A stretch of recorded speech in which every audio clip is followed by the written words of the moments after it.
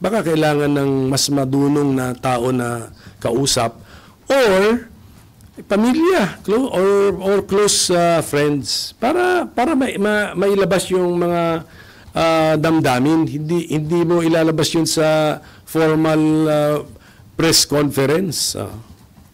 Sir, ano nire-refer niyo dun sa really unusual? Ano yung mga, sa dami po nung sinabi niya, alin po dun in particular yung talagang tumatak sa inyo na unusual? Well, part lang naman. Hindi ko naman pinanood yung 2 hours kasi part lang yung nakita ko yung yung ulo, something to do with the ulo, and then something to do sa paghuhukay at itatapon sa West Philippine Sea. Mga ganun.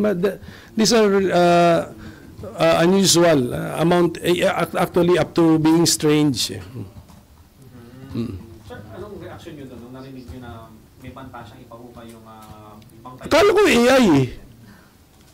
Akala ko AI, pero double check ko muna.